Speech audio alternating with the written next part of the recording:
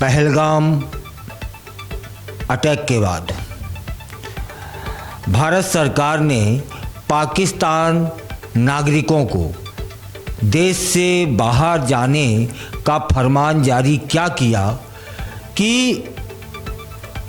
आश्चर्य में पूरा देश है कि इतने सारे पाकिस्तानी हमारे देश में रह रहे थे बगैर नागरिकता के। मुझे लगता है कि इससे पहले आम लोगों के साथ साथ राज्य सरकारों और सरकारों को भी अंदाज़ा नहीं होगा कि इतनी बड़ी तादाद में पाकिस्तानी नागरिक यहाँ पर रह रहे थे और वह भी सालों से। और अभी अभी उत्तर प्रदेश के बरेली से एक ऐसा मामला आया है जिसने सुरक्षा के जो खतरे हैं वे बढ़ा दिए और इसमें अकेली जिसने यह सब किया है वह दोषी नहीं है, बल्कि दोषी वह भी है जो स्थानीय प्रशासन है, जिनकी जिम्मेदारी थी एक बेसिक शिक्षा विभाग में वहाँ पर पाकिस्तान की एक महिला 9 साल तक भारत में सरकारी नौकरी करती रही और विभाग को, स्थानीय प्रशासन को भनक तक नहीं लगी। इसमें निश्चित रूप से शिक्षा विभाग की लापरवाही रही ही होगी।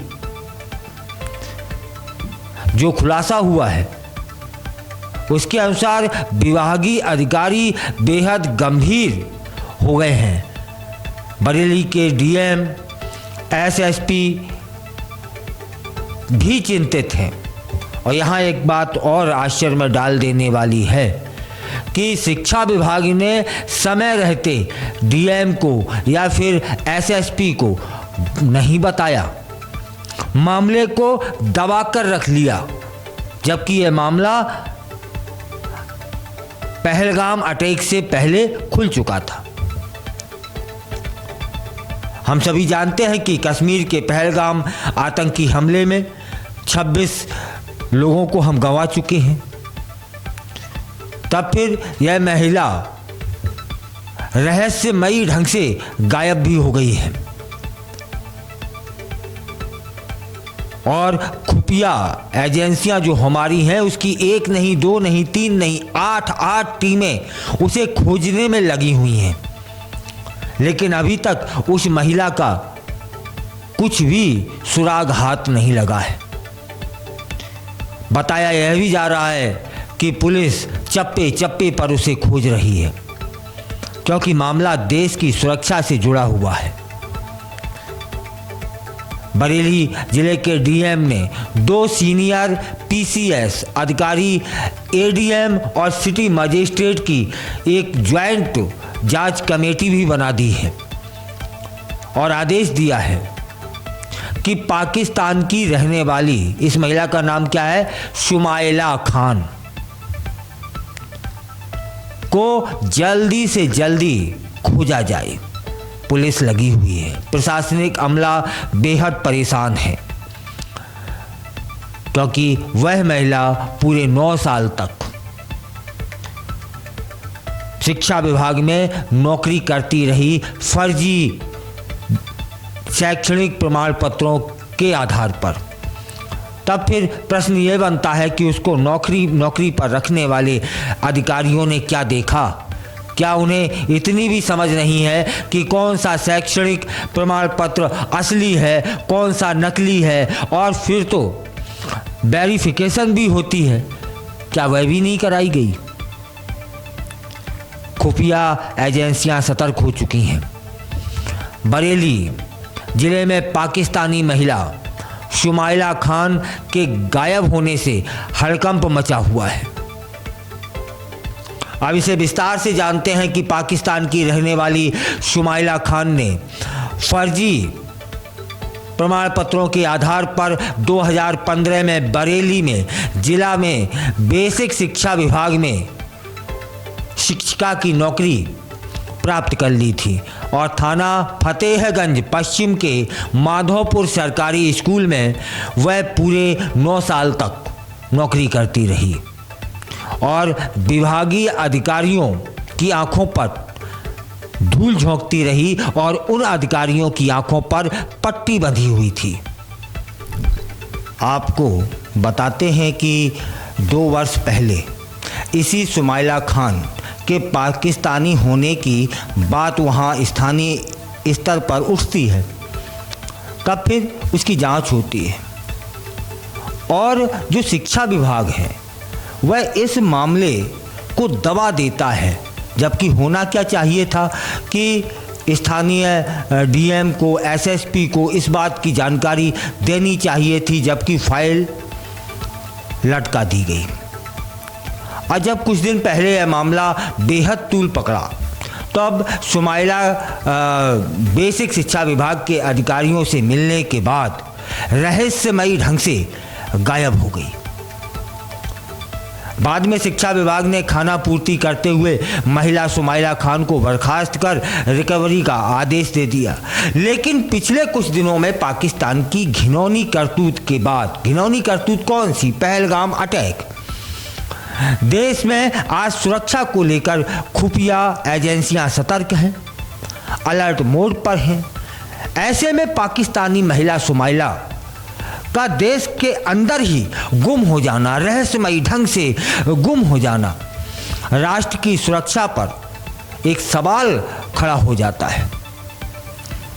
9 साल के अंदर पाकिस्तानी इस महिला ने बरेली के साथ साथ और कहां से क्या क्या जानकारियां जुटाई होंगी, सोचिए इसकी गतिविधियां क्या थीं।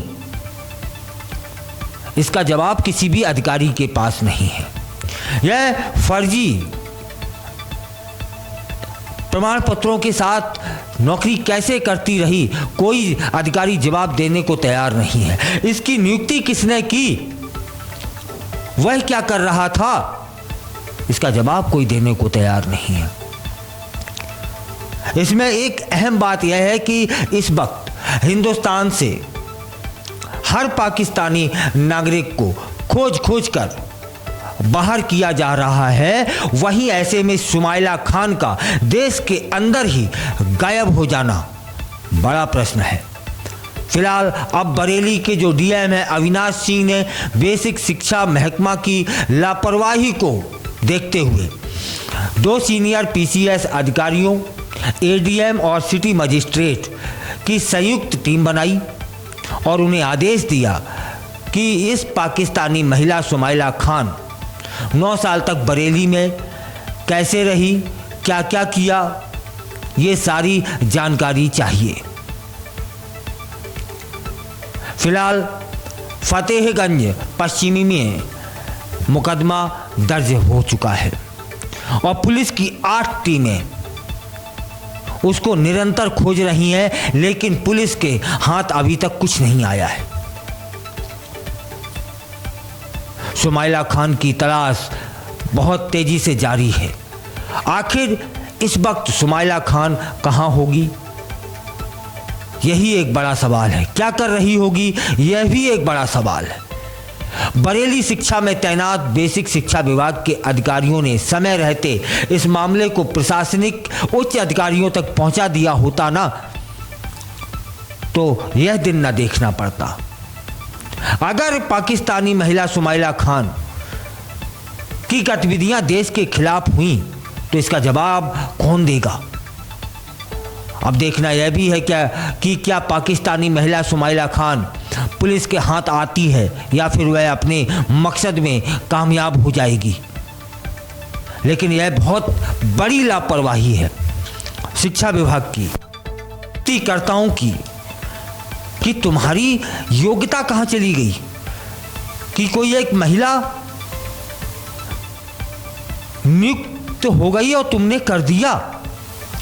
वेरिफिकेशन कैसा था विभाग का, पुलिस का।